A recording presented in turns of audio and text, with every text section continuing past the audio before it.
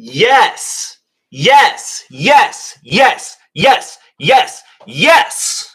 8 people in here. I love to see you guys. Welcome to the live stream of the Ultimate Scumbag, Renix P sale. Coming at you guys live here from the basement. I feel like this top-down lighting is a little bit brutal. Let's see what we can do about that. Very glad to have you guys here. It's going to be a pretty chill one today, as you can tell from our little last-minute shuffling here. But I just earlier today posted a question in our community tab saying, hey, you guys should hit us up with some questions for a little Q&A unboxing video. And somebody was like, hey, let's just have a live stream. And I was like, that's actually a great idea. Let's just do that, because I did neglect to make that post until, like half an hour before I wanted to shoot that video. So I think that that's better. That's definitely better. So I have a few buy list. Check this out, by the way. I'm gonna bring you guys on a little field trip. Look at that. Huge stack. We've already unpacked like 3 or 4 buy list packages, and we've got a ton more today. I suspect January was actually super dry. Not super dry, but like significant. Yeah, it was kind of, what'd you say? Kind of snowy. But yeah, it was snowy. In terms of submissions, we didn't get, I would say it was probably like half of December. I think that's probably because a few things. People's inventories were probably a little bit lower. In general, just after Christmas, there's no conventions going on. There's not a whole lot in terms of events. But I sent out a little ping to people like maybe a week and a half ago, everybody who's done business with us before, and was like, hey, we have a ton of prices increasing for February. So just to let you know, you can go ahead and use the February list in January if you want. And I think this is partly the result of that. And it feels really good, because we were a little bit like, we were sad, we were depressed, a little bored in January. Spanky had time to, I don't know if you guys can see this, completely label all of our shelves over there, our custom shelves, with like alphabetical letters. Guess what? With alphabetical letters to enhance our organization even more. So let's go ahead. Oh, by the way, the first package today, I just want to show you. Let's cover up this return address. Look at this. This is an eBay package. Has anyone ever seen a wrapping job that is worse than that? Please tell me. I mean, it looks like they're used to like wrapping up sandwiches for lunch in cling wrap, and they just did the same thing. They're like, yeah, that'll probably work for an eBay package. Why not? Can't be too safe. Oh, by the way, folks, we had a crazy haul yesterday. A massive little video game store candle haul, which you guys will see in a video in like a week or so on this channel. I went and checked in on Matt of Matt's Games. By the way, speaking of checking in, let's check in on the chat. I see some delightful faces in here. We've got David, Quinion, Davey, Shaboinky Boink. Welcome to Shaboinky Boink. By the way, shout out to Spanky for wearing not 1, not 2, but 4 different shades of blue today, all in the same outfit. You got to show him the shoes. Wow. Look at that. What a fashionable man. Love to see it. Blue on my socks too. You can't see that. It's 5? Yeah. He's on X Games mode. Let's see. Rudy is up in here from Los Angeles. Am I on the thing on here? Can you make it big? Oh, yeah. So, last time, let's see if we can just go to the channel. Yeah, live. Last time Spanky was monitoring the chat on like an iPad or something like this, and there was somebody in here who was called. We had a Hank.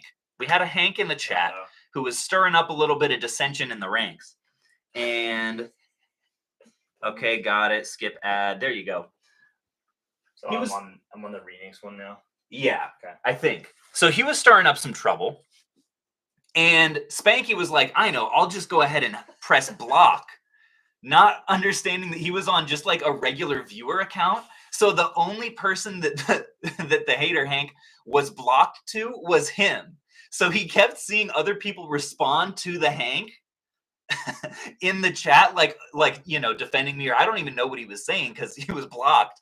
And it didn't hurt our feelings. and though. he was like, All we wait saw a was second. a bunch of people who had our back. we only saw the nice people. But at this point, I am on the desktop version, and so help me, if a Hank pokes his greedy little head in here, I will ban him just like that. Okay, so should we actually get to what the title of this stream is? What do you guys think? I've got this box. Oh, wait a second.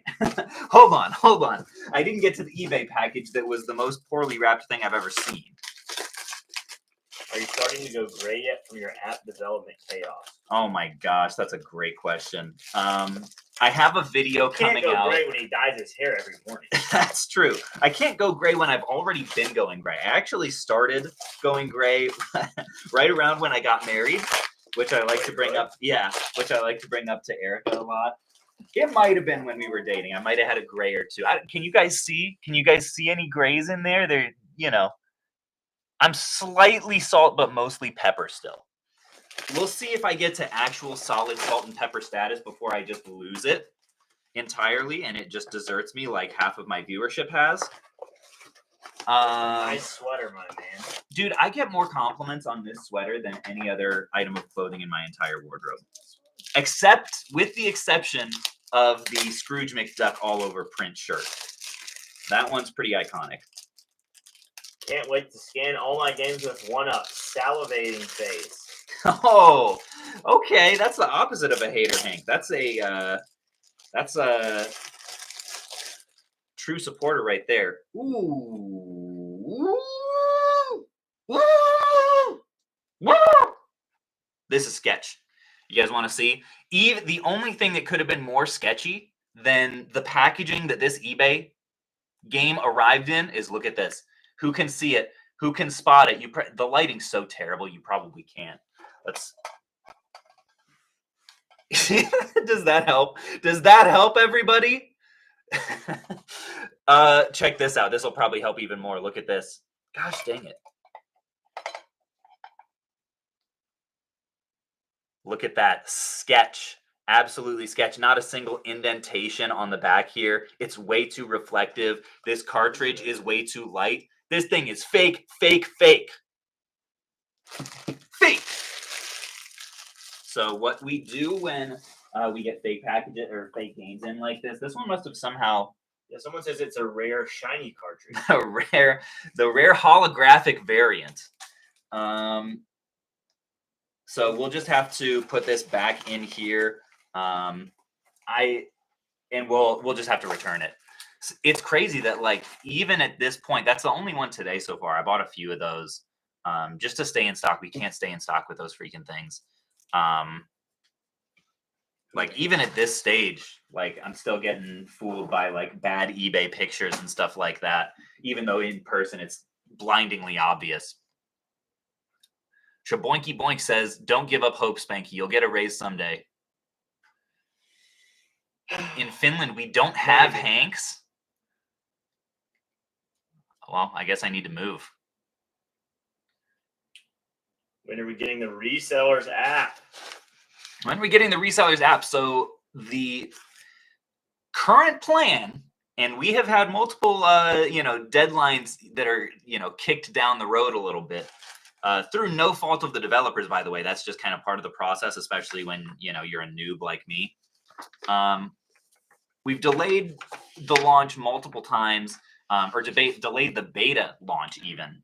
I believe, I'm hesitant to say it, but I believe we're going to start beta testing this next week. So if you're someone who is either like has been a member of the Discord in the past or has sent us stuff through the buy list, then you will get access to the beta. I don't know how long the beta test is going to be before it is actually publicly launched, but trust me, keep an eye on the main channel. You will know when it actually launches. My best guess is like a month of beta testing, but I don't know jack. Let's be honest. You getting the Apple Vision Pro today? I saw MKBHD made a video about it, but that's pretty much all I know. Like, I didn't even click. I've seen one thumbnail about the Apple Vision Pro, and that's all I know. Will it be on Android? Talking about the app, assuming not talking about the Apple Vision Pro, is the real question. Yeah, the app is actually web-based. It's not on. This was part of the reason that we did that. It's not on specifically like the App Store, the Google Store, or whatever. You go to the link that will let people know, and then like just through your browser, and it'll prompt you to install like the icon on your home screen, and it'll interact exactly like an app, but technically be through web rather than through the App Store. Beautiful. And that's partly to like avoid. Sometimes the approval process can be incredibly long and tedious and drawn out. With the different platforms, especially Apple is known for being really picky. And then once you do get approved, if you can get approved, you then get the privilege of giving them 30% of all the subscription revenue for the life of your app. So hopefully this will allow us to kind of have a little bit more freedom, give more people access, keep it small and keep it all. That's one of our ultimate models. We got a beautiful purple 3DS up in here. Love to see it. When will Mission Switch be back? When will Mission Switch be back? TJ. Great question. February 11th. Mark your calendars. Do have some missing styluses on these 3DSs, but that is not something that we deduct for because we can get them for, like I think less than 20 cents a piece, if I'm not mistaken. We do deduct for missing chargers because those are a good bit more expensive. That's a pretty standard thing that people expect. And this person, who is it? Josh Baldwin, included all 3 chargers. Oh, you know Josh?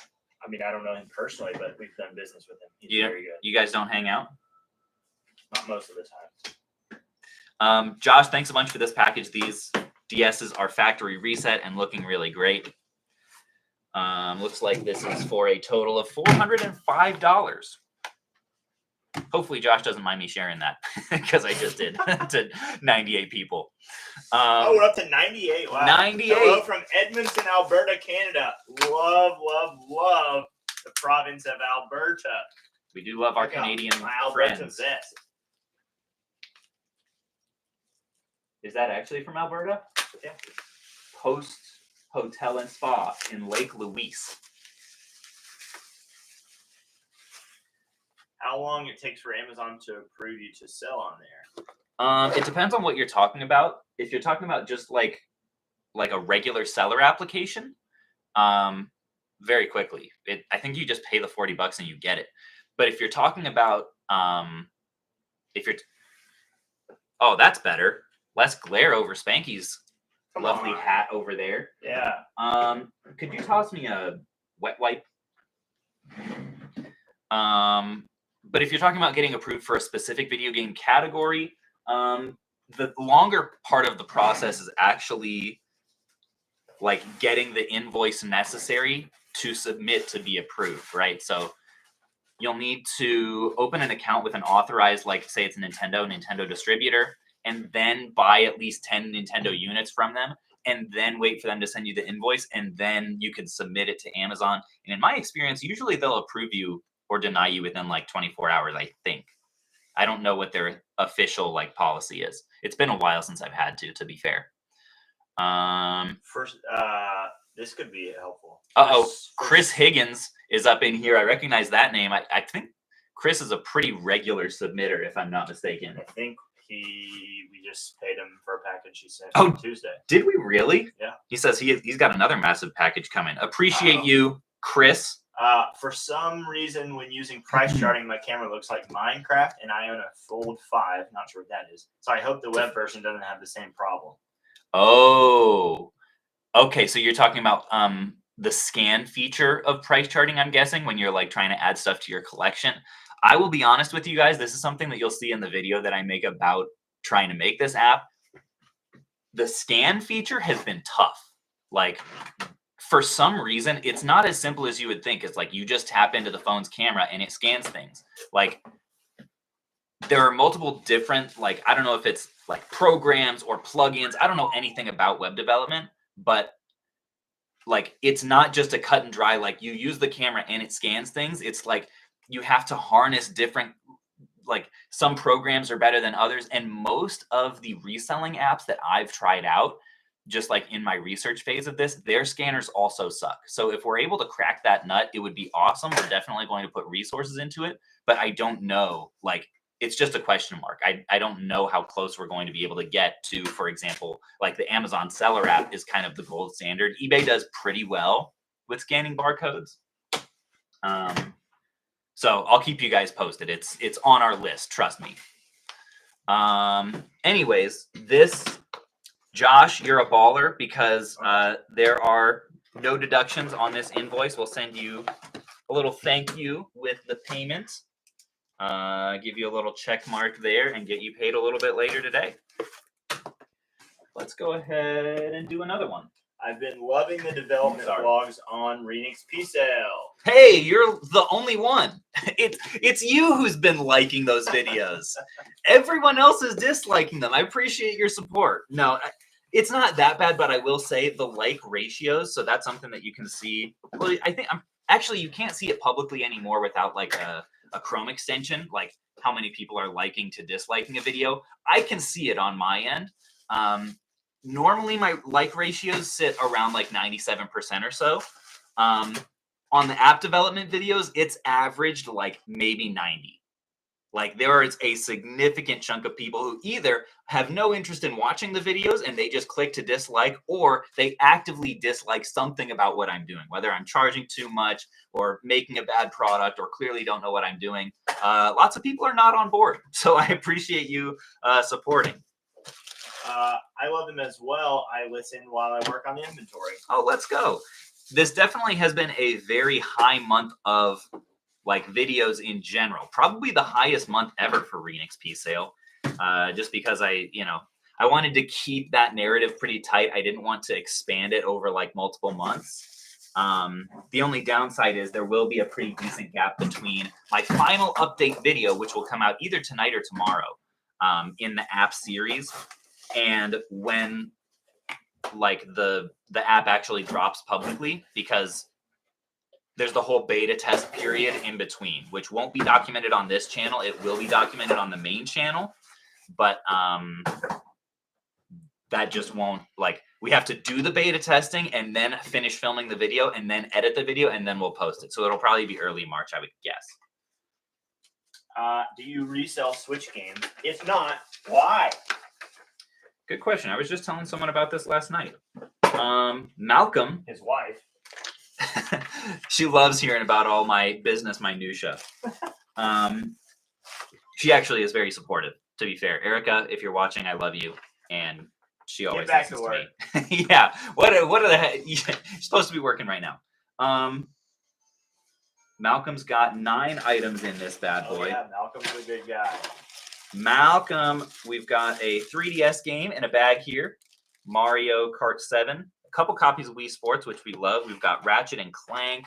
I do always try to check all the discs on it. What was the question? Was there a question? Switch games, if not, why? Oh, yeah.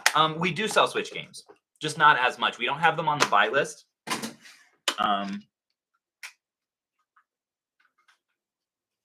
But we do, like, occasionally get them in like, collections and stuff. Freakazoid, get out of here. I don't care about TurboTax. Uh-oh. Do we have a spammer in here trying to advertise? I don't know if you can. No, I just messed it up. Okay, who is it? Who do I need to clap? No, I hit a button wrong. Oh, you accidentally clicked an ad?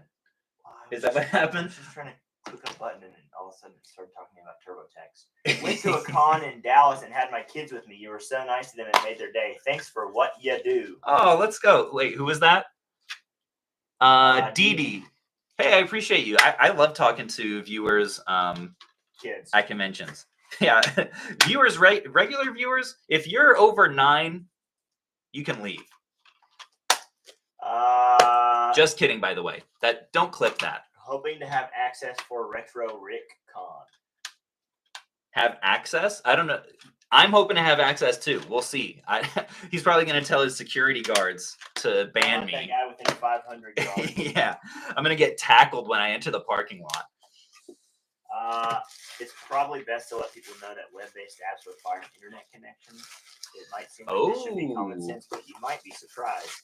That is a great point. And also, because one benefit of having it available through the App Store would be like potentially like a database download option, which is something that I've experienced on other reselling apps where like, now usually that only happens like if you're only checking Amazon prices, for example. Like there's a book selling app called Scout IQ that allows you to download the book database before like going into a place where maybe you don't have LTE or Wi-Fi or whatever, and then you can scan without Wi-Fi. But I think you're right that since we're going web-based, we won't be able to have that feature, which is helpful to know. It'd be harder to implement anyway. It wouldn't be hard on the side of like showing people our quick flips numbers, but it would be hard on the side of like if we were trying to harvest eBay or Amazon or price charting data, that would be much more involved. Anyway, we've got a really nice Castlevania. But looking forward to see how the app turns out. Don't worry about the hater hanks. They don't have to benefit from the tools you are supplying the community with. I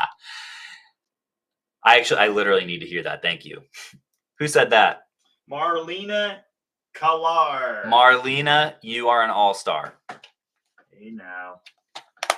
What's your take on resurfacing GameCube games? I'm looking to purchase a higher-end machine in order to clean up these discs for higher sales. 2, 3, 4, 5, 6, 7, 8.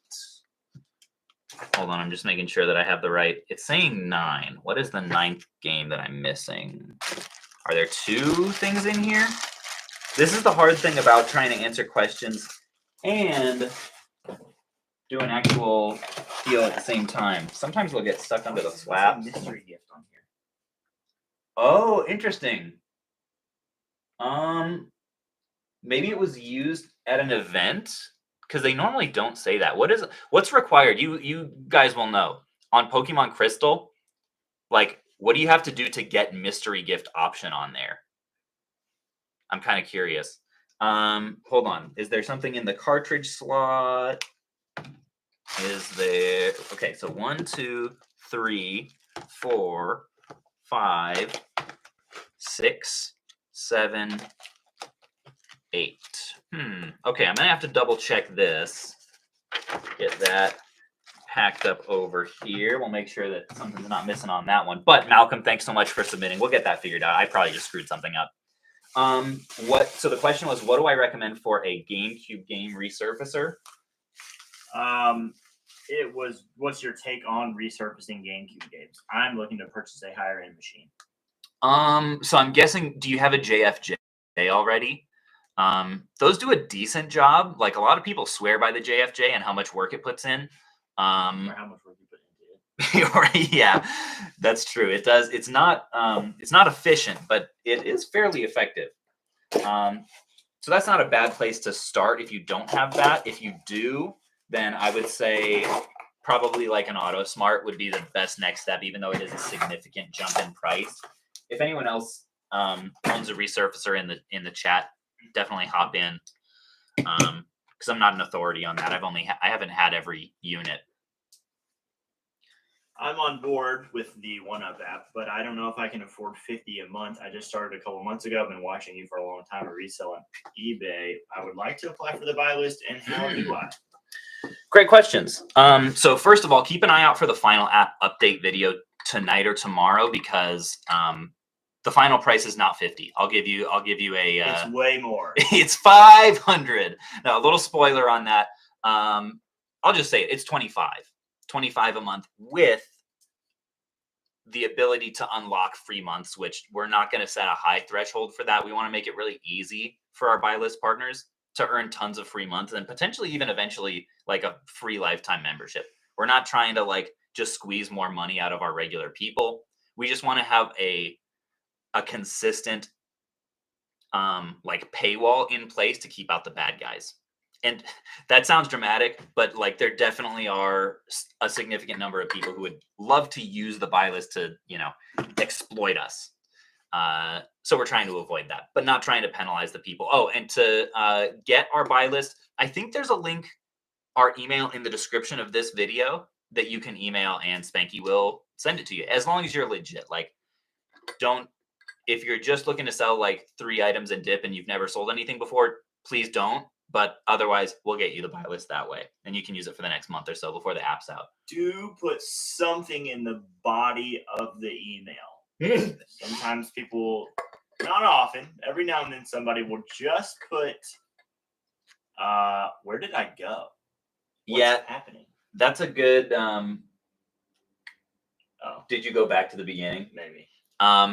Yeah, that's a good reminder. Don't just send a blank email. Don't just say like, poop on a stick in the subject line, and then I will not respond. Don't just say gimme buy list. Like, some people are kind of rude about it. Gimme. Yeah. Just say the best thing you can do is send a screenshot of your online storefront or your physical storefront and say, hey, I'm legit. Can I have the buy list? Instant win. All right, I'm going to get another box. Piero says, I just got an AutoSmart and it's amazing. Upgraded from the JFJ. The JFJ leaves swirly marks on the disc, but will technically repair games that did not work if that is all you care about. Yeah, that's true. Elm products look way prettier when they come out. The biggest advantage going from the AutoSmart to the the EcoMaster is it like wipes them down for you. So like previously in the AutoSmart, you'll often have a little bit of residue on there, but once you wipe it off, it's super clean. No swirl marks or anything like that. With the EcoMaster, it's like you don't even have to do that. My friend contacted you and said he spoke to someone named Spanky. Glad he's embraced the name. Do you sign the emails that way? No, I can guarantee you whoever spoke to us, I never said, hey, my name's Spanky. I have embraced it, but I will not introduce myself as that. You're not putting that on your tax forms? No. So your friend lied to you. Is there something to stop someone getting the collection one and using it as a seller instead? Getting the collection one? What is that? Oh, like the collector tier of 1-Up and selling on it? If that's what you mean, then yes. You can't submit batches. Like, there are 2 tiers. You can't submit batches to us. You don't have that ability on the collector tier. Oh, here's a good question. From Mr. Will the app, and someone else asked this question. Also, will the app work outside of the USA? Greets from the Netherlands. Yes, that was the first question that I put on our FAQ page. Sorry, that's Germany. And the answer is, right now at least, no. Well, maybe. Kind of. It won't work for sending us stuff because we don't buy any non-NTSC games. Okay, I shouldn't say no. I should say, yes, it will work. Like, it'll work anywhere. Especially for Canada and Mexico, who also have NTSC games, right? North American version. We can't buy like PAL region or Japan region games because they have different market values and oftentimes won't work on our consoles over here. So I wouldn't recommend the app on the reseller tier to anyone not in the US, because it's going to be, unless you know that you have access to NTSC games on a consistent basis, then like, sure. It'll be available everywhere. It won't necessarily be useful everywhere though for flipping. But I do believe price charting has data on all regions of games, so you would likely still be able to like build a collection and track values and things like that. Hope that's helpful. How do I contact you guys? Our email is in the description of this video. deals@shopphoenixresale.com. Can we download the app? Not yet, but you will. Keep an eye on the main channel. I will tell you.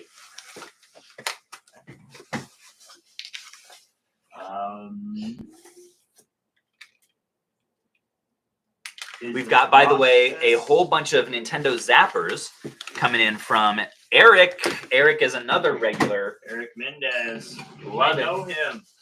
I know him. Is this all Zappers? Is this just a Zapper batch? Zapper. Oh, sorry, I interrupted. Yeah, well, rude. But is the process of becoming an Amazon seller hard? This guy also asked earlier if you could make a video. Are there videos, I thought? Starting process on Amazon? Yeah, so like if you go way back on Phoenix Resale, I made some instructional videos on like what kinds of video games are best to sell on Amazon versus eBay, which might help you. All that information is still like valid today. It might help you in terms of like figuring out the kinds of games that you have access to most often and just asking yourself, okay, do these fit better on Amazon or eBay? For example, like cartridge games that still have their original box are much better for eBay.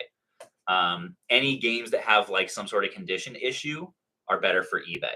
Loose games, like loose disc games, are much better for eBay. So in general, I really like Amazon as a platform that allows a small operation to scale larger because of their FBA program. But I will also say there are a decent number of sellers who are moving from Amazon FBA back to eBay because fees have gradually risen. Competition has also risen and made,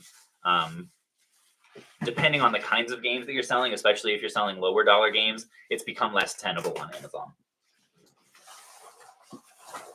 GameStop trade-in value on the app would be helpful too. Oh, yeah, I love that idea.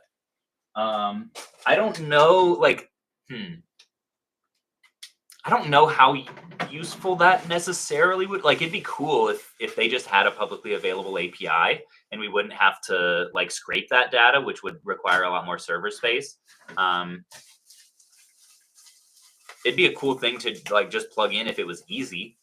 I don't know if it would be. And I also don't believe a lot of our users would really use it a ton because most resellers aren't doing a lot of trading into GameStop. Like there's a few games here and there that there might be some good arbitrage there.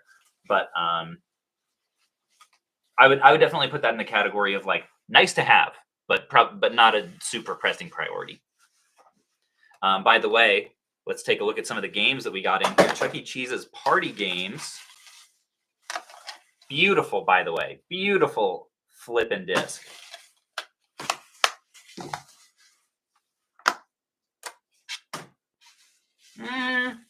This one's got a little... you probably can't really see. Yeah, you see that like little scratching right over the Pokeball there? Probably will have to resurface this one. But Eric, for you, man, if it's just this one, we're not going to charge you. Let's see. This is the side of reselling that you're not ordinarily pretty much ever going to see on video. Individually checking hundreds of discs in a row for which ones need to be resurfaced. Okay, I'm going to catch up with you guys here. Let's see. Chris Higgins. I see y'all got a couple loose 3DS games. I didn't think y'all were accepting those on the buy list. So technically we're not yet. We will once 1UP comes out. What we've been doing in select cases is just taking like 25% off manually from the buy list price. We don't do that a ton. If you've got a whole bunch of loose DS games though, like shoot us a message and we might make that happen for you. It's just a little bit like kind of clumsy in the system, but sometimes it can be worth it. Is the video about getting ungated on Amazon still applicable or has that changed? It is still applicable. Still, I would say one of the better videos on that niche subject on YouTube. To toot my own little horn here. Do you ever get heckled by people at conventions? Not friends, but people actually giving you a hard time. Yeah, I always get heckled by Editor Riff. But beyond him, it's very rare. It's very rare. Those kinds of people, like, you have to understand, they're not courageous. They're not especially what's the word I'm looking for? Convicted, right? It's not. They'll make those jabs from the comfort of their own home when there's no risk involved, but when there is risk, even a risk as low as like associating your face with a belief that you hold, they're usually nowhere to be found. Knock on wood. They'll say, "Hey man, big fan, love the channel." Can't confirm they that. Flatter with their lips while evil is in their hearts. Ooh, is that a proverb? I just made it up. Oh. No, I'm just kidding. I would have believed it. I think it is. It's sad that the future is set to be all digital. Xbox just fired everyone in their physical department. Wow. Yikes. So did Sports Illustrated. Relevant. Did they? Yeah. In their magazine department? Yeah, they're done with their magazine. Dang. Yeah. I don't know what the future holds. I believe that physical media will still be relevant for at least the next 20 years, because games that were made 20 years ago on physical are still relevant now, even in the digital age. But long term, the kids who are playing games now are mostly playing digital. They're not going to have, I don't think when they grow up, they're not going to have that same values of stuff long term. I think there will always be a niche collector base for physical games, but I do think that niche will shrink. So the getting's good, resellers. And also, if people were asking me, should I get into video game flipping today? I like it, but I don't know if it'll be around in 10 years. I would say, definitely do it, because the skills that you learn flipping video games will absolutely be transferable to other niches.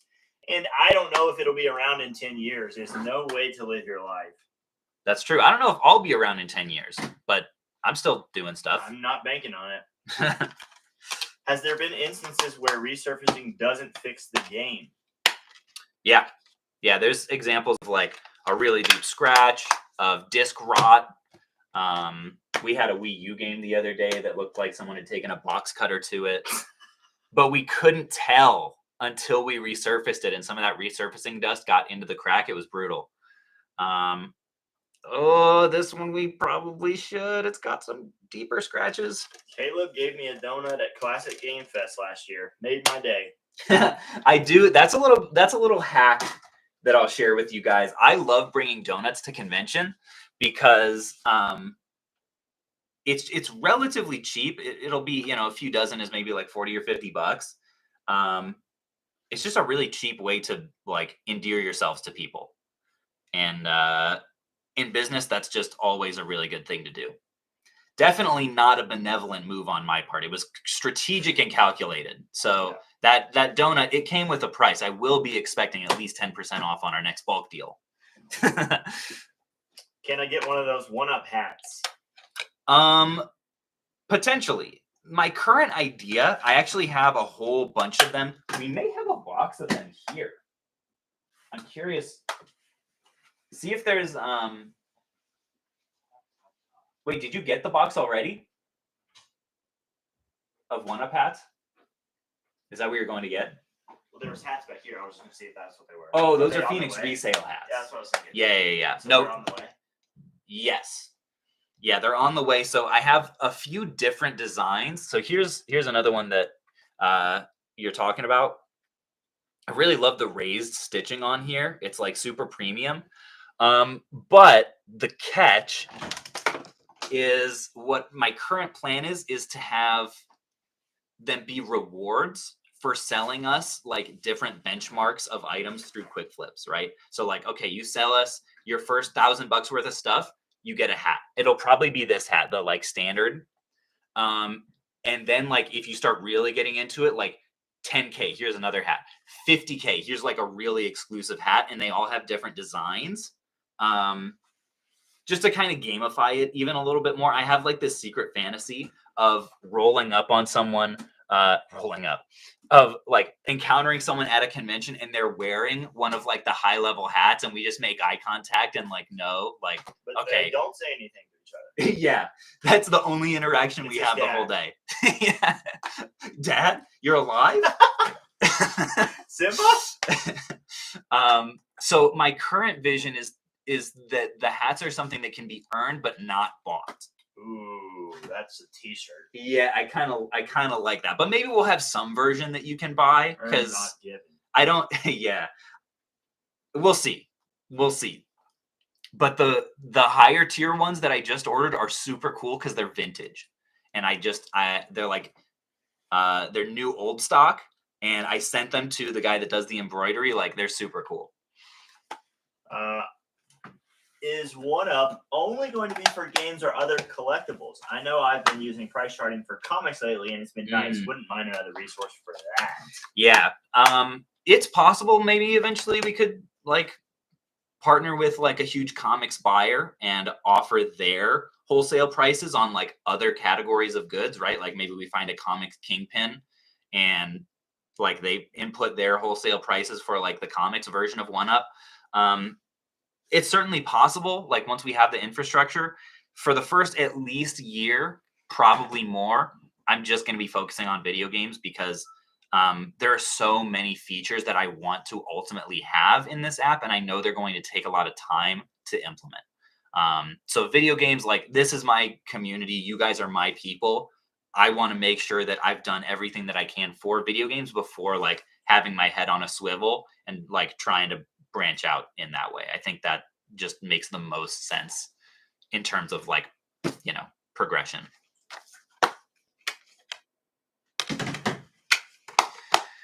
Limited run should be renamed to 6-month pre-order run. It's interesting. I actually was considering going to they have a physical store in North Carolina. I was considering making a video going there because there are still multiple limited run games on my list. Let me know if you guys would be interested in that kind of a video. Did he get back to you? Not yet. What's your favorite childhood video gaming memory? Ooh, for me, it's playing Bugs Bunny's Crazy Castle on NES at my grandma's. That's incredible. I've only ever played one Bugs Bunny game. It might have been Crazy Castle, but I think it was on the PlayStation or some version of Crazy Castle. Maybe it wasn't. It was something like time travel-y or something like that. We rented it from Blockbuster. Oh, yes. And I couldn't figure out how to get past like the open world hub world to like start actually playing the game. So I know nothing about that game to this date. That's the thing, dude. That's the thing about being the oldest sibling and not having gamer friends. Like, if you can't get past something, you're just stuck. Like, you're done. You're toast. No YouTube. Yeah, no internet, no game guides for a game that you're renting from Blockbuster. So that was one of those casualties of not having access to the internet. This one looks pretty good. All right, you know what, Eric? I'm going to count these up. We have 1, 2, 3, 4, 5, 6, 7, 8, 9, 10, 11, 12, 13, 14, 15, 16, 17, 18, 19, 20, 21, 22, 23, 24. Perfect. Okay, so the number is right. There were only 2 discs that are going to need to be resurfaced. I'm not going to charge you for those, man, because you send us stuff all the time and you're a baller. That could be a smart idea, using your app as a platform for other companies for a fee. Oh, I would love a video like that. I really like Limited Run. I would. That would be a neat video. Okay. Do more mission switch videos and just hunting in general. Yeah, I feel that. Sorry. Hair's looking great, Caleb. Spanky, you can learn. Thank you. Wow. I don't know. I'm digging his 1UP hat over there in the 5 shades of blue. My hair doesn't get long; it just gets thick. Yeah. Okay. The video series you do with the sentiment behind it are my favorite. Would love to see a Game Boy GBA series. Yeah, that'd be fun too. I have definitely been thinking about like the balance of. Hold on, I'm checking to see if we have any hats coming in. I don't think we do. Would this be it? No. I don't think so. No. I don't think so.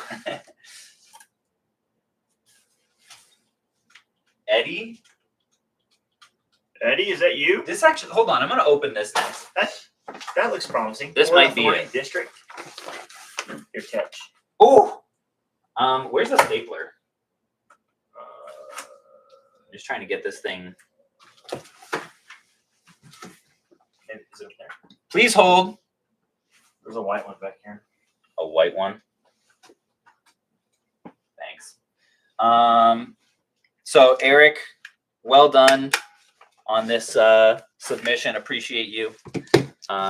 This stuff can all be put away so that we don't like mix it up. Is this the stack of stuff that can be put away over here? I don't know. This is what you had on the table over here. Yeah. This is all good. This is resurface.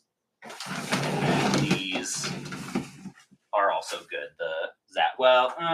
They probably need to be wiped off.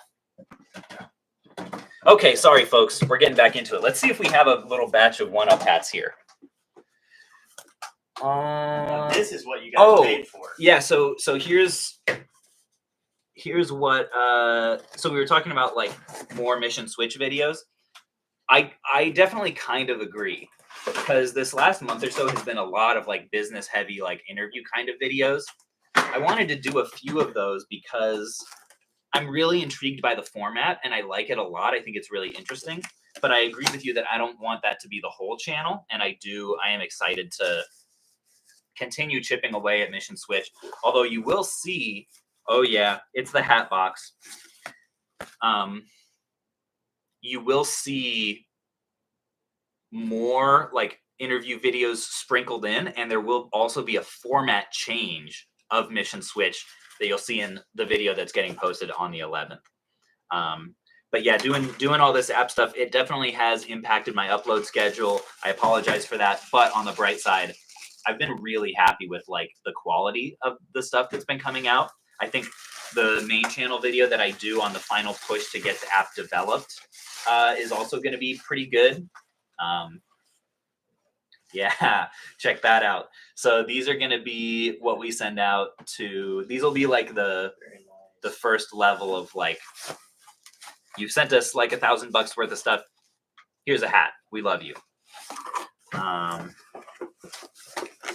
And then the vintage ones will be the high level rewards.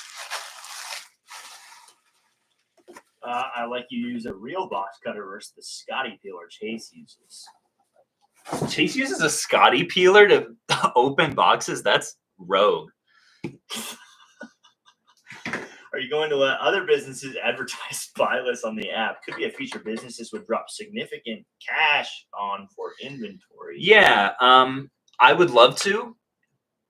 That's one of the highest things on my list of features to develop, because it would allow us to offer buy prices potentially not just on the items that we buy, which is just like top selling games and handhelds, but also we could do consoles and we could do controllers and we could do accessories and other games that we don't buy. Like we could offer numbers on so many different games and different conditions. So it would both be a solid revenue opportunity for, like business generated for another business, and a really solid feature for our users to allow them to flip more stuff easily. And I think honestly, like people would be surprised the numbers that some of these big players will pay for consoles. So that's the biggest reason that's really high on my development list, because it would be a big win for us, a big win for partner, big win for users. It would just require significant additional infrastructure, because it's a very different thing when like there's one buyer and one list of prices and every game that someone sells through 1UP goes to the same person. There's sort of a different infrastructure required to be able to say, okay, this batch is going to get sent off to Crash Bandicoot, and this batch is going to get sent off to Ash Ketchum, right? Because they're buying different things. And then this batch is going to get sent to Phoenix, right? Like, so it'll add a layer of complexity, but it will also add a significant benefit. Hey, is this pre-recorded? Nah, bro. Nah, dog. I'm an AI. live and in person AI hologram. Do you have any Phoenix resale merchandise, and how can I get some? Appreciate that. We don't really there's not a great way. Well, first of all, we do sell it on Whatnot whenever we do go live there, but we haven't in a couple months. For a while we were selling stuff on Shopify, but it didn't end up being worth keeping that store active and having another thing to track. If you ever see me at conventions, I'll usually have some hats on me or some Switch cases or like some free stickers. Besides that, we don't have a great way of getting merch to people, but I really appreciate the support. Love the videos about the progress of 1UP. Eddie, appreciate you. Do you have a pivot in the event that the current model of selling FBA changes or your account somehow gets closed, etc.? I recognize that question. I think you commented that also on the community post, so I'm glad you re-asked it here. Because it's an important question. Amazon especially is a volatile platform. Like, it's not completely predictable. And it's not even as stable as like an eBay. Although I will say in the time that I've been on Amazon, the last 5 years or so, I've heard a lot less of people getting like randomly deactivated or banned for things or that sort of thing. It seems to be growing more stable over time, which is good. So I don't spend a lot of time worrying like up at night about like thinking that they're going to shut me down for some arbitrary reason or some like bad customer or something like that. And the longer that we're on the platform, the less likely that becomes to happen. However, it's still a possibility, and it would require a significant pivot if it were to happen, because like if we can't get Amazon premiums for games, like our prices would take a significant hit, and we would likely pivot to sort of a hybrid model of like maybe Whatnot and eBay. But the prices that like we wouldn't do nearly as much business to business deals because we don't have that edge to be able to get higher prices than the average person can for goods. So at that point, Hater Hank would have to pivot his criticism of us from charging too much for games to not paying enough for games. Like we would get along, but it would be a significant transition period. And like our entire current business model is optimized for Amazon FBA. It would take a long time and some significant infrastructure changes to get back to the level that we are currently at of selling $1 million+ in a given year of video games. Like that's really hard to do with two people, and it's harder on other platforms, I think. You definitely can. Do you still hit up garage sales and flea markets? Sometimes, like for fun, but not a lot for sourcing anymore. It's just really time consuming, and I like to focus more on the bulk deals. I really would like to represent you like I do the Game Chasers, My Retro Life, etc. Appreciate that, Ronnie. I don't know what represent means. Are you talking all your class action lawsuits? Yeah. Gosh, I hope I don't need that. If you're a lawyer, my wife is also a lawyer, so she's got, you guys can both submit your applications, and I'll see which one looks better. Yeah. If you're like it's not a shoe-in, that's for sure. If you're a brand deal manager, I'm not really doing a lot of brand deals anymore. But maybe in the future, I don't know. Although I already have a guy that I like for that. Caleb, I heard something on Shark Tank once said to an entrepreneur, the 3 C's: creative, critic, crusader. Be sure not to skip the critic phase. Don't look at your app through rose-colored glasses. Yeah, appreciate that. I'm not at risk of that. Just trust me on that. We've got a very extensive feedback system already in place with the Discord and the people who are alpha testing it, as well as like quality analysts on like the development team side as well as I'm a deeply critical person. Most people don't extrovert all their fears to the whole universe. Yeah, that's true. Do you hit up? Sorry, go ahead. That was the garage sales one. Is the only barrier to entry to selling to one-up the sub cost? Can small-time resellers sell you small orders? So right now we have a minimum order of $300 worth. So like we just got one in from, I think, Malcolm, that just had 3 handhelds. It's not a lot of items, but they're, decent dollar amount. We don't allow like people to send just like 1 or 2 or 5 games at a time because, I mean, you could sell us 5 Def Jam New Yorks if you want at the same time, and that would meet the minimum. But we don't want to do a whole bunch of like few item shipments that aren't very high value because that will just clog up our system. Because for every order we have to get in, not only are we like individually unpacking it and inspecting it, but there's also a payment process that we have to go through and type out any deductions, etc. So we're trying to keep our system pretty streamlined with that minimum $300 submission. The good news is if you do one of those, I can't say that yet. I would like to design it so that if you do one of those, you automatically unlock a free month. So you're not actually paying for the next month of membership. I don't know if we're going to be able to program that to be automatic. And if we can't, then the threshold will be higher and the reward will be higher. So it'll be something like, okay, this person has submitted a, $3,000 worth of stuff. They get like a year free of the app or something like that. Props on the app dev. I've been a product manager at a large tech company for a long time. And the way you think and make decisions is on par with a top tier product manager. Kratos is the God of War. Thank you so much. Also, my favorite game of all time is God of War Ragnarok. Absolutely freaking loved the free DLC that came out, Valhalla. Wow, so good. And Kratos, that means a lot. I appreciate that. I feel like I've internalized too much of the negative reception to 1UP.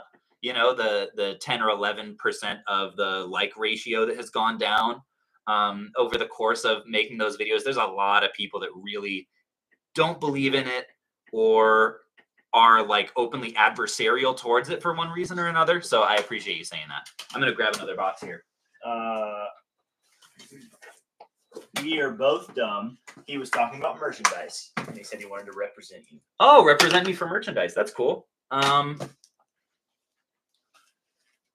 trying to think what kind of merchandise needs I might have. I think like he just wants to wear your shirt to represent you. Oh! It wasn't like a business thing at all. Yeah. He wants to pay us money to wear a promotion. Was that that was the same guy who was saying that he wanted to buy the 1UP hat? Yeah. You think? Okay, I appreciate that a ton. If there is a good avenue for like selling merch or something like that, I'll try to make that known in a video or something. It's not top of mind right now because we're just trying to get this dang app out. But I appreciate that. But he was probably just shaking his head the whole time. Like, what are these idiots talking Lawyers, about? What? You want to represent me in a legal fashion? No, sir, I'm not a lawyer. Oh, good stuff. I've been working with some lawyers recently to try to get like a terms of sale agreement made. They're pretty cool. Pretty cool guys. How quickly do you get paid after shipping for buy list? So we check the PO box twice a week, and pretty much every time we check it, we get everyone paid that day. We haven't run into so far getting more product in than we can actually handle. But I think our post office has. Yes, that's true. The only payment issues we've ever had is when our post office, they took a box and just put it under a table or something like that and forgot about it. And we had to take a tracking number to them to say hey, where is this? And they were like, oh, it's just over there. Sorry about that. So that's the only time that would realistically delay the payment beyond I think technically what I said on the 1UP site is 4 business days after delivery, we guarantee to have payment to you. It's very rare that it would be more than that. And usually, like, if it gets delivered on a Monday, it will likely be next day.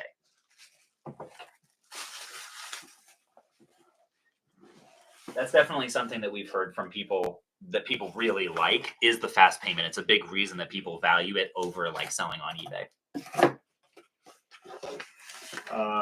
Kratos says, and by the way, That Will Never Work, in quotes, is a great book about the same thing said to Mark Randolph, the founder of Netflix. Yeah, there are a lot of businesses like that, aren't there? Like disruptive kinds of, like Uber, right? Nobody's going to get in a car with a stranger. Like, that's dangerous, even though that's what taxis are. So, like, I'm trying to tell myself... It's dangerous to use an app, though. It is. I'm trying to tell myself that, like... Ooh, like, I'm an innovator. I need to expect this, right? This is a disruptive tool. Nothing else exists like it. And these people just don't see the vision. But maybe I'm just deluded. And I put 100,000+ into this idea that is going to be poopy and no one will like it. That's all. Ooh. That's one thing that we see more often than anything with handhelds is like just a really scratchy screen. It's especially with GBA and Game Boy games that like have the exposed screen. We don't do screen replacements right now. I know what everyone's saying. It's really easy. Why don't you do it? And the reality is our brains are small. And there's only 3 cells in each one. Yeah, they're fully occupied by just logging into an email every morning. This one's really on the fence. I don't know. Up to your best judgment on that one. Shaboinky Boink says, thoughts on an 80s style 1-up windbreaker merch? Well, I would do that, but I would need someone to represent me. Can we get Ronnie to represent? Ronnie, we make that. We need your services. We don't want to not sell those. That does sound sick, though. I love the idea of that. Maybe that's like you sell like $50K worth of stuff to us, or maybe that's the $100K. There's a real demand for this. We should have people like design. Yeah, and we pick which ones that actually. I've done merch. Here's my history with merch. Uh-oh. I've done it. Well, not once before. The first time I ever did merch was for the GameCube Gambit. By the way, this package that I'm opening right now is from Julio, another regular. Really appreciate you. Was for the GameCube Gambit, and I put a lot into it. I was really excited. I found the best quality hoodies and the best company to do like what's it called? Like print on demand, but like it's still quality and looks good. And I hired multiple designers on Fiverr, and I took the best design that I liked the most, and I had them make like for the hoodie, the inside lining of the hood was a GameCube pattern. It was purple and it was super sick. But I found that I didn't really promote, merch is only successful if you're willing to promote it a lot. And even when you do, usually the margins are not great. So I was just like, is this something that I'm really that passionate about that I want to promote it in all my videos? Probably not. So I didn't sell very much of that merch, even though I put a lot of time into it. The next experience I had was making, I should probably actually do some work here. Got some chargers. Was making our custom Switch cases that we sold on Whatnot. And that did really well. People loved those. I think it was a lot more relevant. And also at $15 a piece, there's a lot of people who will feasibly be interested in that. Oh no. They sent us a black one of these, which we can't technically. It's supposed to be white. Yeah, that's all good. That can be sorted. No, that's not true. I also made some Mr. Krabs Money posters when that was a meme, and I still to this day have 50 of them in tubes over there that I'm slowly recycling. Slowly? I'm not even doing. I haven't even touched those in 6 months. Yeah, I mean to slowly recycle them one day. Because they also were a huge pain to ship. Then I made some Pokemon Poliwhirl version Game Boy games, which were just regular Game Boy mystery games, like low-dollar games that I put a custom Poliwhirl version sticker on that people Not a really Pokemon liked. Game. Yeah, some people were disappointed that it wasn't a Pokemon game. We were very clear. $10 for them. Yeah, they were $10. That we would sell on Whatnot as well. That was a pretty cool, because Poliwhirl's my favorite Pokemon. That was a pretty cool little merch item, I thought. Good way to get some, people to sign up for Whatnot. Oh, and also we had some Phoenix resale hats, which are still somewhat successful to this day. They're just not available for sale anywhere, so we literally have a bin of them in the storage room. And I just take like 5 or 10 of them with me to conventions and either sell them or give them away. Got a couple people who are asking, they want the posters. The money posters? Yeah. That's crazy. Okay. Ronnie is one of them. He wants to represent you. He's going to take his posters out in public and just hold them up. Next time we have a Whatnot, I will make sure to list all of the merch so that there's a good, easy way for people to buy it. Just check them. There is a black Wi-Fi adapter, says Nerd Nation.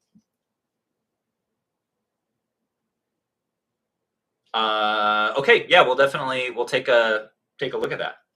You are in full. Oh, I thought it's handsome. You are in full wholesome grandpa mode with that sweater. Yeah, I'm doing everything I can with my getup to convince people that I'm not a scumbag, and it's not working. Yeah, how endearing is that? It's cream. Very, very unoffensive. The cream. What are these things called? They're called like fisherman sweaters. Yeah, I could see you modeling on the coast of Maine, looking for some lobster in that sweater. Oh, that's cool. Julio put his whole like QR code. Ooh, Julio Palomares. Julio. Wait, that's the guy. Didn't hear back from for like 2 months. Oh, really? I think maybe. That's funny. We had this one experience on the buy list where somebody sent us something, and what was the issue with it? Oh, maybe we didn't have their payment info. They sent very little email. Yeah, no email, no payment info. We just had their return address. Yeah. So we had to wait until, like, we had no way of contacting them. We had to wait until they reached out to say, hey, where's the payment? To say, oh, hey, yeah, we've been holding this box and just waiting for you to reach out. We need your payment info. And by the way, thank you for sending your email. So now we can contact you. And then after I asked that, it was another like over a month before they responded with their payment info. I don't know if this is actually the Julio that we had that experience with, but we were sitting on that box of inventory for like a month, just waiting for wanting to pay somebody. Yeah, to be able to send the payment. These are the kinds of things that, like, when they say that when you scale, what is the phrase? Simple problems become complex problems with scale. So something tiny like that, right? An issue of somebody just not submitting their payment information. When you're trying to scale an operation like this, you have to have a system in place for that, right? So what that looks like is with the app we're developing, you're not able to submit a batch until you have entered your PayPal info, right? You have to systematize in different ways as you're trying to guard against, different pitfalls in your system. What were you chuckling at? You could have sent them a letter since you had their shipping address. Yeah, we honestly, in retrospect, it would have been faster. I was like, okay. But I think there was 2 different address. Even the address was not clear. Okay, something wonky with the address. Well, this time, if this is the same person, we will not have that issue. And either way, Julio, thanks a bunch for sending us this stuff. Let's check the condition, though. We've got a good number of solid games here. Oh, man. What? This Kratos guy. Kratos? Elon says the same thing, I guess, about the pure scaling comment. Ideas are easy. Building an idea is hard. Scaling a product is excruciating. Yeah, that is hard. Kratos, I'm liking the business nuggets that you're dropping in here. A little barbecue sauce on them. What? Little nuggets and barbecue sauce. Nuggets and barbecue sauce. The earned hat idea is super fun, almost like gamifying it a bit. I'm pretty sure that's what he said. Yeah, that's the idea. I'm glad that that's what that brought up for you as well. Like, it's like you're unlocking an achievement, but you get a real life reward. Like, I think that's kind of cool. Okay, so this up here, where are we going to stack these things that have good discs? Right here. This one, this Flame 3DS looks pretty good. We'll see if is it going to turn on. Marlena, speaking of conventions, are you going to Siege? Hoping to meet you and Spanky. Yes, I definitely will be there if it works with the schedule. Spanky may as well. What is Siege? Pokemon Bank. Southeast Game Exchange. Let's go ahead and see. This is the big question mark, though. Does it have the parental lock? Because if it does, it will go into a different pile. Yeah, I love Southeast Game Exchange. It's so fun. Parental controls. Uh-oh. Content is restricted by parental controls, it says. Naughty, naughty, naughty. Naughty, naughty. My kids. Let's see. Should we gamble and see if we can figure this out? Okay, what are the pins that we should enter? Let's go to change. Wait.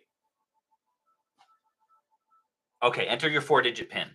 What should we guess first? Okay, Amelia says 1, 2, 3, 4. And bingo. Incorrect. Let's try all zeros.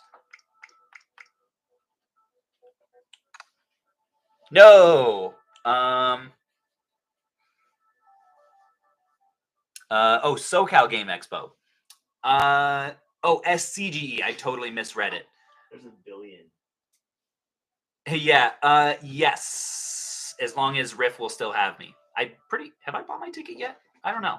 But yes, I'm making a very exciting video that I'm stoked about. The title is The Reality of Owning a Video Game Convention. It's going to be my first like semi-documentary style video. And I'm going to be there from like beginning to end, just like capturing what the heck happens and like giving the behind the scenes. So I'm stoked about it. Okay, I'm not. Let's see. Was there 0 1 1 1 1? All right, let's try that, and then we're calling it. Incorrect. Unfortunate. So we will go ahead and put a little. This is our very sophisticated system for tracking these.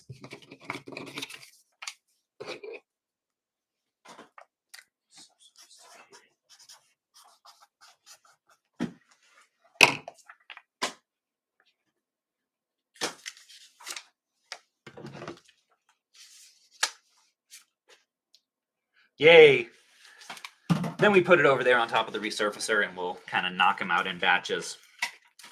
We've got a 3DS case. Let's see if there's a 3DS inside. Uh-oh. It's a mom, so she definitely would be mature and do 6969. Spanky like that one. Love the facial hair. Makes you look like a scowling hockey player, accustomed to many minutes in the penalty box. What a silly specific thing. I love that. Hey, if any of you guys have roasts for me, hit me up in the comments. I love a good roast. He also dyes his facial hair every morning. So yep, it would be salt and pepper, but I'm disguising it.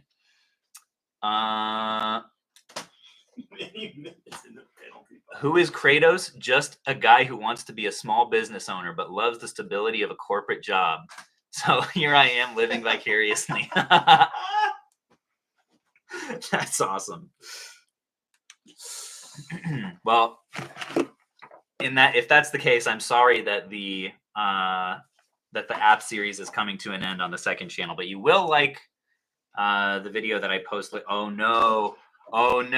This one has Pokédex 3D downloaded, but it was not factory reset as well, so we're going to have to see. We're going to have to see again in the settings if it has a parental lock. We'll unlock it together. We need Hater Hank memes.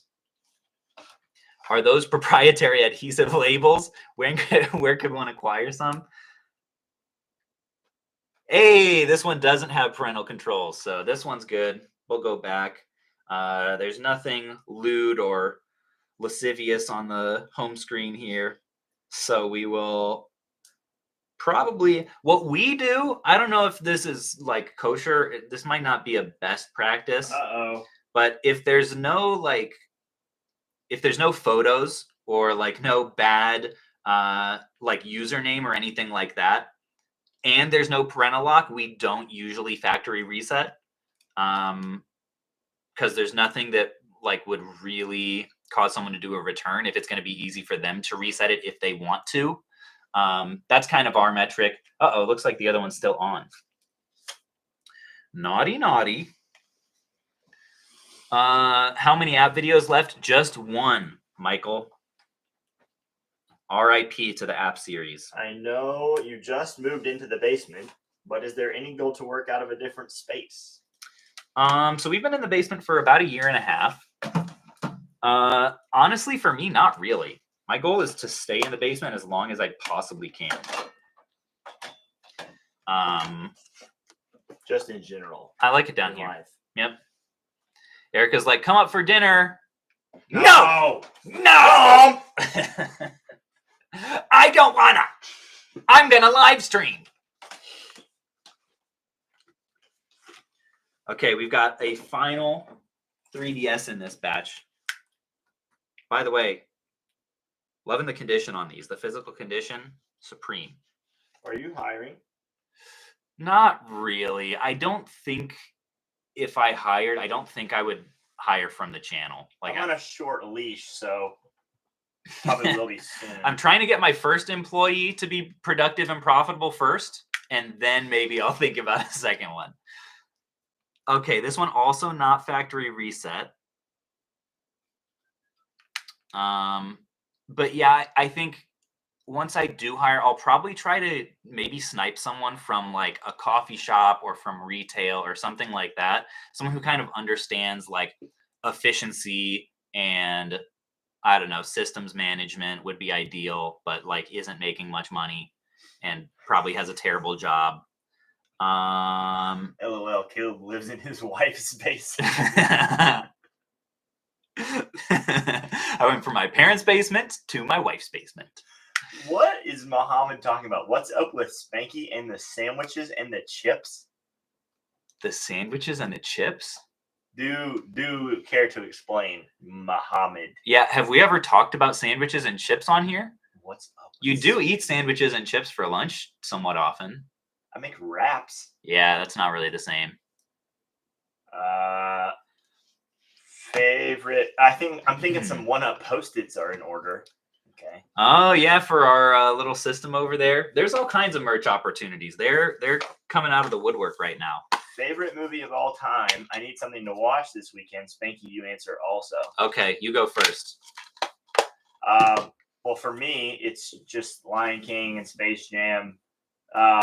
But Lion King, Space Jam. As far as non-kids movies go, it's probably the Bourne series. Okay, I did not see that one coming. So this is something.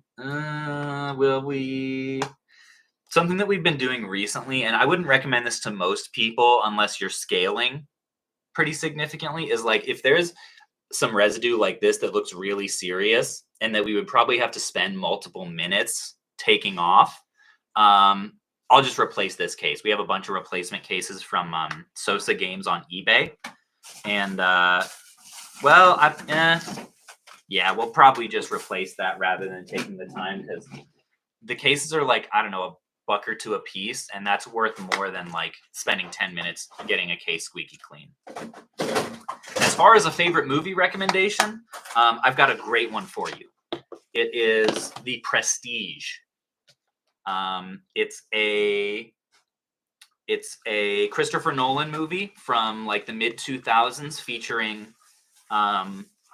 Christian Bale, featuring Hugh Jackman in the same movie, mind you, featuring Scarlett Johansson, Rachel McAdams. Who's the guy that's Alfred in Batman? Michael Caine. Michael Caine. I mean, all-star cast. He's a great actor. It's the kind of movie that you'll want to watch again. I've seen it probably 5 times at this point, and every time I'm like, wow. And David Bowie. It has David Bowie? Did someone say that? Yep. Jason Torrey time. Huh. The more you know. Spanky and the Sandwiches and Chips is a great band name. That's not going to fit on your iTunes screen. I swear it was a thing about Spanky's favorite deli. Was it not? Maybe I am confused though. Did we talk about dads? Yeah, probably. Last time, maybe actually. If you're ever in town, you can hit up Dad's Deli. It's right across the right around the corner from my house. You need a large hex light on your ceiling. Your current vibe says, "We create the sickest D&D campaign." Absolutely true. You would not believe, just earlier this week, I had a dude down here giving me an estimate on redoing the lighting. It is so bad. I don't think we'll do hex lighting. We'll probably just put more bucket lights, but he came down and was like, "Yep, it's dark. I see why you wanted this." Creepy, man. What are you know what I kind of want to do? Do you have my phone over there? Yes. I'm going to read you guys. This is exclusive access on Renixp sale. Did we already get this many more of these? I just had 14 in yesterday. Yeah, dude, I've been going ham on those. These all from eBay? Yeah. Wow. This is exclusive. A Renix Live exclusive. I'm going to read to you guys. I believe I have 14 5-star rated movies on Letterboxd. And I'm going to share them all. You don't know Letterboxd? It's the movie rating social media. So like Rotten Tomatoes, but more reliable. But it's more about cataloging your own tastes. Yeah, like Goodreads. Yeah, so like every time I see diary, watch list, lists, profile, films. There we go. Okay, so I'm going to sort these by rating. Highest first. Like all right. Do a 10 scale, not a 5. Yeah, it's just 5. So here are my movies. Get out your pens and papers, kids, because I have excellent taste. Number 1, Parasite. Number 2, Whiplash. Number 3, Get Out. Number 4, The Dark Knight. Number 5, Silence of the Lambs. Number 6, and my favorite comedy ever, Scott Pilgrim versus the World. Number 7, Shutter Island. Number 8, Shawshank Redemption. Number 9, and honestly, probably my favorite movie of all time, Coco. Number 10, Good Will Hunting. Number 11, The Prestige. Number 12, Pride and Prejudice.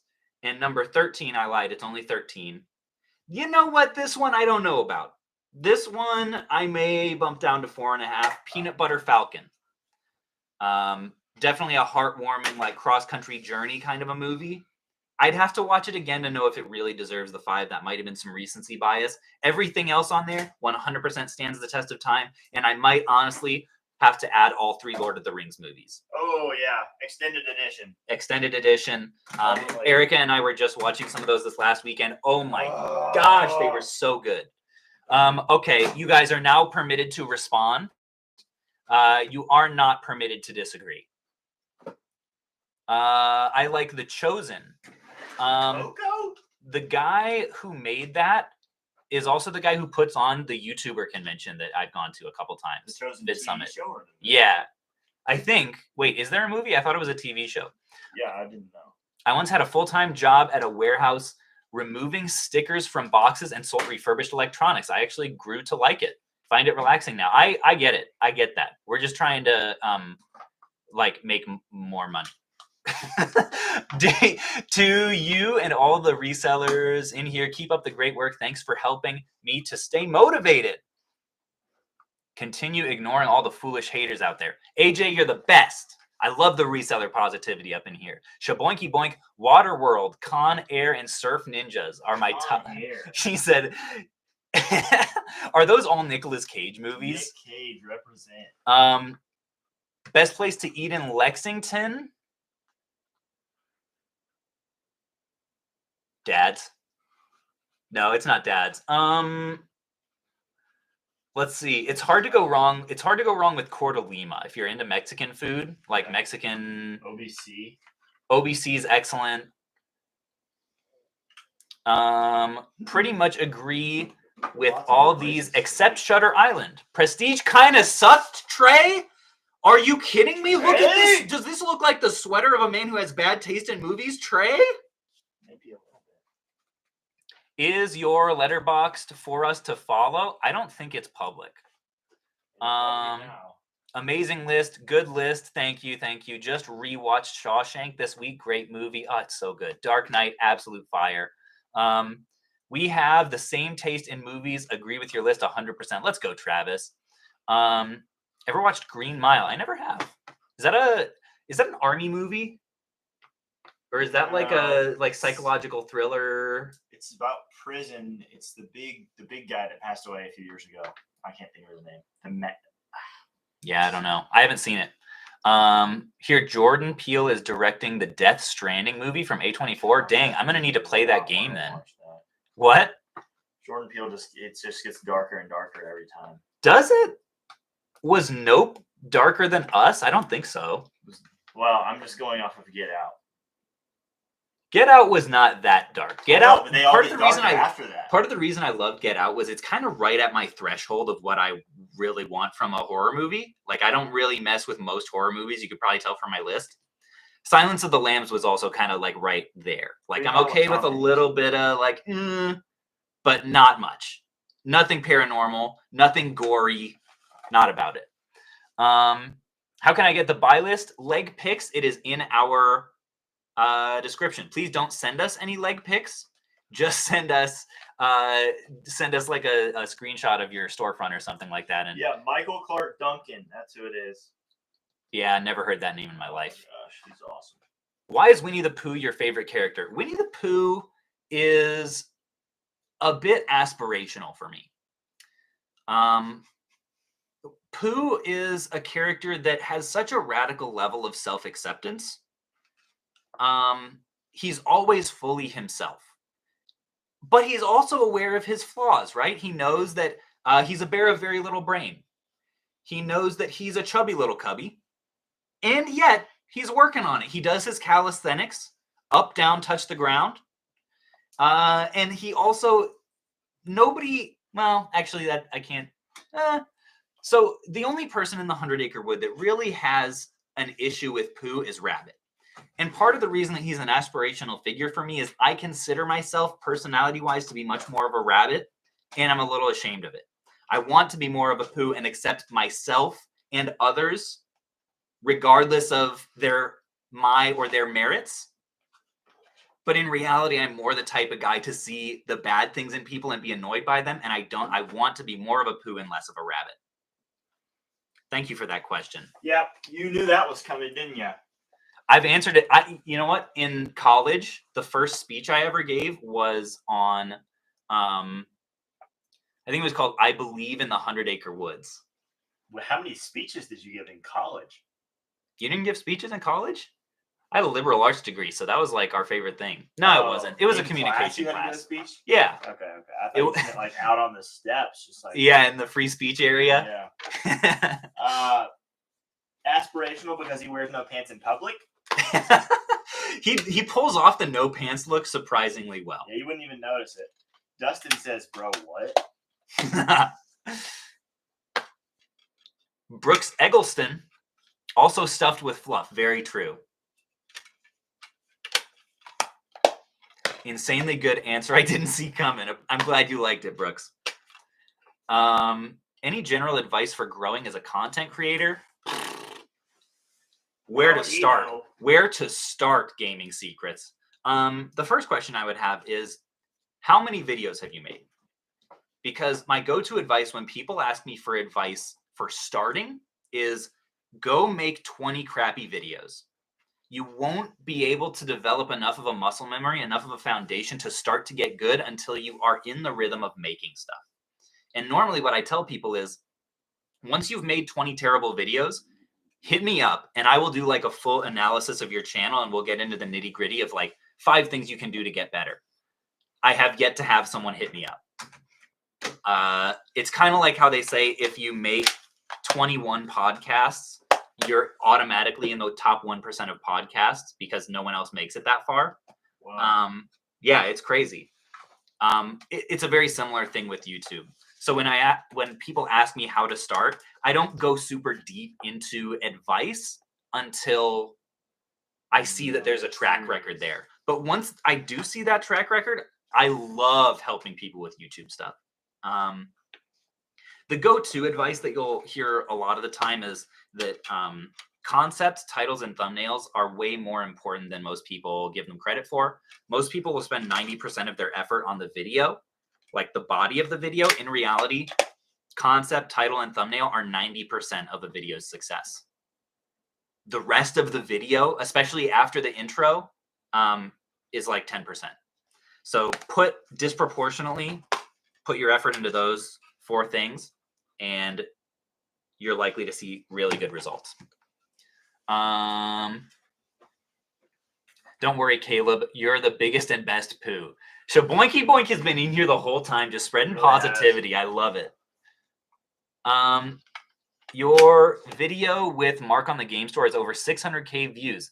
Any word on if he's gotten foot traffic from the video? Yes.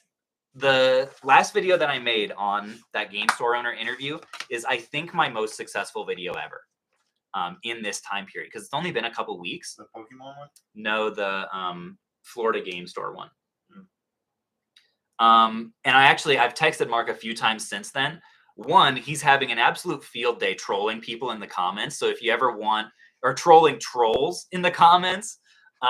So if you want a good laugh, go to that video and read the comment section and see the ones he's replied to. It's kind of funny.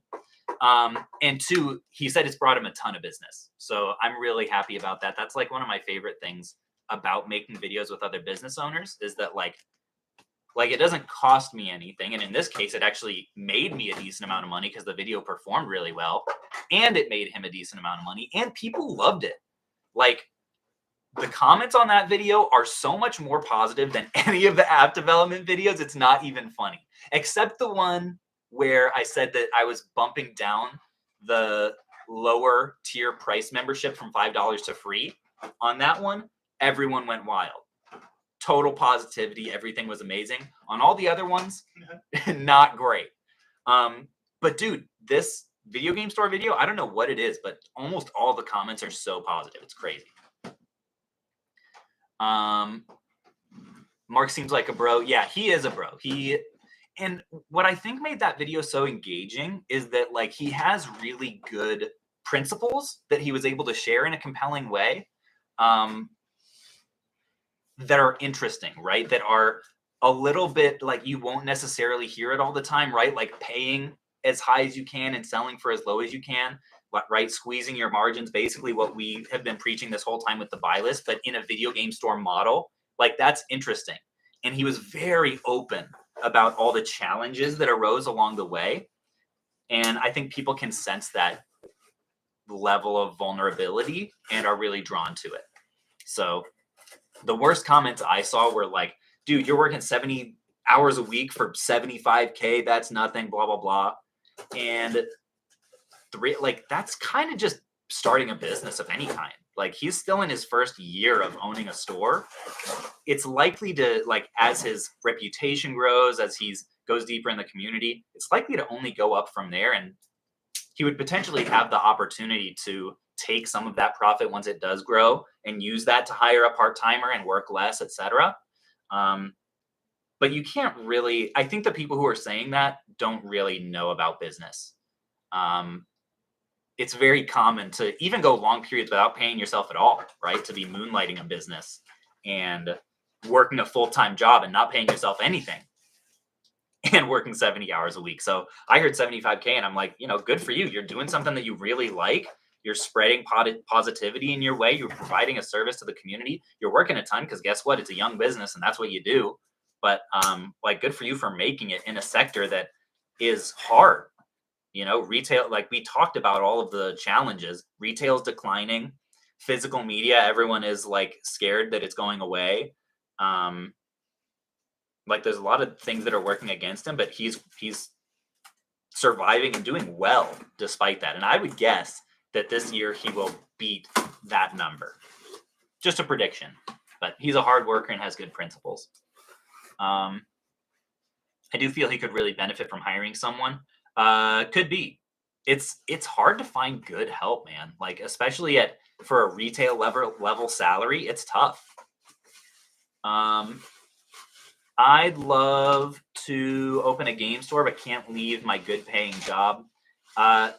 Yeah, Trey, I would say like if that's something that you like are really toying with, I'd highly recommend get like a part-time or like weekend job working at one first. That's some of the best advice that I have to people who are thinking about starting their own business is like do anything that you can to work in that sector. Feel what it's really like, even if it pays almost nothing. That experience is worth its weight in gold. Because the last thing that you want to do is invest a ton of time and a ton of money and get there and realize, oh, the day-to-day of this is not what I expected. And that does happen to a lot of people. Met you this summer at Illinois GameCon. Out of curiosity, I have to ask if you are a Chicago White Sox fan because you were wearing a Sox hat in one of your videos. I am a White Sox acquaintance. I can't in good conscience call myself a fan because I'm not really a fan of any pro sports teams. I'm a semi-fan of UK sports, but I couldn't tell you a name of a player on their team. I couldn't tell you the name of a White Sox player. But I'm from Chicago, so if I root for someone, I'm going to root for the Sox. Not the Cubbies? Yeah, I don't know. I don't like their colors as much. That tells you how big of a sports fan I am. Also, just I picked probably arbitrarily as a kid to root for the Sox rather than the Cubs. I didn't live in Chicago proper. I lived in the suburbs, so it wasn't like a geographical thing. Anyways, I'm not much of a sports fan, but I do like that. Southsider. I see all the YouTubers find all these great things up north, but not down south. I don't think that's the case. You could look at like Scott Squatch is in Florida. Who else? Like Rick is in, where is he? Arkansas. He finds all kinds of stuff. The Game Chasers are in Texas. They find all kinds of stuff. So yeah, I don't think it's a regional thing. I thought the video was great, but I just have to make a plea. Speaking for professional artists, really have to have Riff stop with the AI art usage. It's stolen material and cheapens the video. Interesting. I don't think I'd say that it's stolen material. I would somewhat agree that it cheapens the video for the same reason that I don't like using stock footage. I like my videos to feel more personal. I think sometimes like maybe it can kind of serve a purpose for something that you can't really get a good photo of, right? Like there's not going to be any evidence of like showing this stage of his business because you're not going to take pictures of freaking sleeping on your couch when you fell asleep in the middle of like trying to de-sticker video games, right? There's not going to be evidence of that. So I get where he's coming from, trying to depict that in some way visually and mix up the footage of the video, which otherwise was somewhat bland. But I do kind of agree that I don't love how it makes it feel less personal. Don't understand some of those comments on the app videos. Sticking around to tell someone how much you dislike them is wild. I agree. I don't think I've ever left a negative comment on a video that's not Riff's video. That's not Pixel Game Squad or Retro Rick. How did you end in Lexington from Chicago? Went to, when I was 10, moved to Nebraska because my dad took a lead pastor job there. Is still there to this day in Omaha. Huge church. Love it. Came to Kentucky for school. Stayed for a girl. And here we are. Every good story. I realize I actually have now lived in Lexington longer than anywhere else in my life. Wow. It's been more than 10 years at this point. Kind of crazy.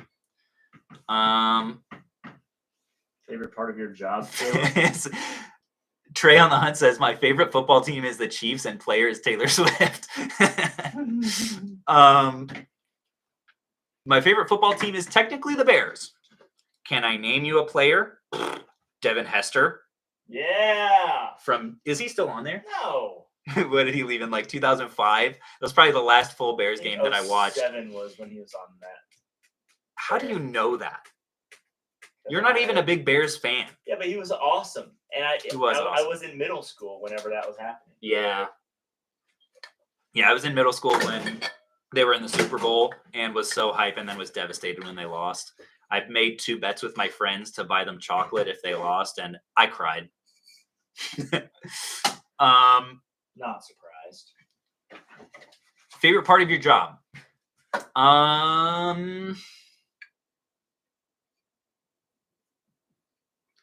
The people that I get to meet is really cool. Like, the fact that I'm now friends with a lot of the people who inspired me to do YouTube is so awesome. Like, being able to go and, like, interview someone that I don't know who has a $5 million Pokemon card business is really cool. So I love that. I love, like, I think that I will look back on building this app in a very romantic way, even as hard as it has been, because, like, just getting to take a risk like that and, like, really go all in on something and like bootstrap it, use my own money, and, like, really feel the struggle. Like, there's something romantic about that, and I think once it's done, I'll be really proud of it, because it's the first thing, like, that is really on my own. Right? The resale business is built on Amazon. The social media business is built on YouTube. But the app business is just built on code, that I own. So there's something kind of cool and unique about that.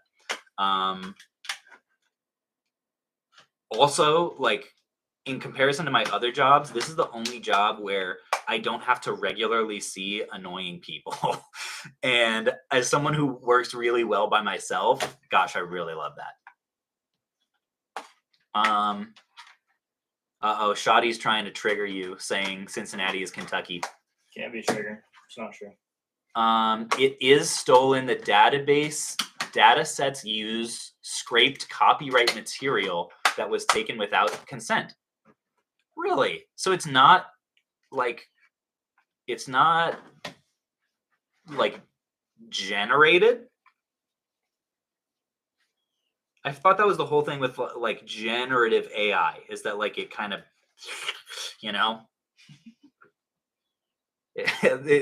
it goes naughty Nunu style and just sucks stuff up and then spits something out. I don't know. Do I look like someone who knows something about AI? I look like I know something about rocking chairs in this sweater. I look like I know a lot about the inside of a Cracker Barrel. You ever been to a Cracker Barrel? Yeah, I love Cracker Barrel. No. I've never gotten anything there besides Mama's pancake breakfast. Pancakes and sausage. Oh, it's so good. Yeah. I'm a bacon man, though.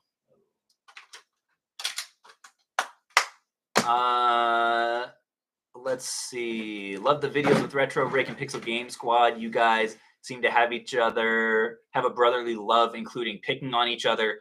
I just detest those dudes. And I'm just letting it out.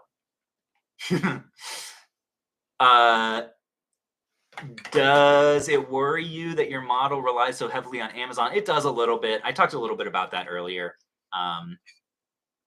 Ultimately, we're building a house on borrowed land, and that's risky. But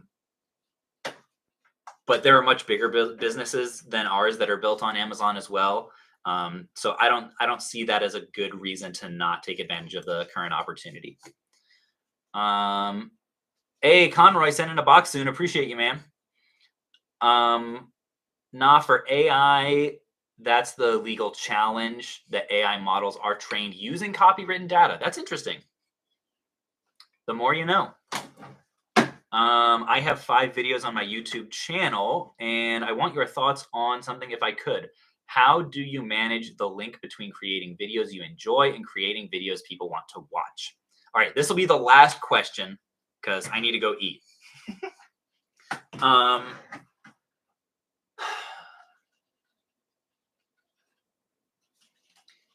it's something that you need to constantly reassess. I would say like one of the biggest challenges on YouTube is in that Venn diagram of the videos that you like to make and the videos that people want to watch, trying to find that overlap, right? There is sort of a common having a viral video can be one of the worst things that happens to you, right? Because you have something that really hits. If it's something that was kind of outside of your comfort zone and you didn't really like making all that much, there's going to be pressure to make more of it, right? Because you want to grow the channel. You want more people to see your stuff, regardless of whether you're doing it for the money or just creative expression or community or whatever. So it can be kind of a trap, and you can find yourself really hating the process of making videos, which then comes across on camera and will cause usually your channel to do worse. So you end up having an adverse outcome from the thing that you thought would make your channel grow. What that looks like for me is like, I realized I was getting kind of bored with Mission Switch, and now I'm making fewer Mission Switch videos and trying to only make them when I'm really excited about it. I got really energized by the idea of starting to do small business interviews, and so I'm doing more of that. And I got really lucky in that it happens to work well, partly because at this point I've become kind of a black belt in analyzing what works on YouTube and trying to implement it in my own formats. So it wasn't as big of a risk, but there always is some risk there. And there are a lot of people who are watching the videos now and like, dude, where did the game hunting content go? Bring that back. And it is going to come back. It's just going to come back not like every other video. That's not really an answer. That's just kind of like, you have to constantly reassess when you're making stuff. How much do I actually like this? Because if you don't pay attention to that, you can easily get into a point where you're making formats consistently that you don't really enjoy. And that's more dangerous for your channel in the long run than making stuff that's algorithmically suboptimal. Hope that helps. Thanks to everyone for being in here, to Brooks, to Kratos, to Shaboinky Boink. Yep. All of you guys really appreciate having you in here. It's been a blast, and maybe we'll do this again sometime.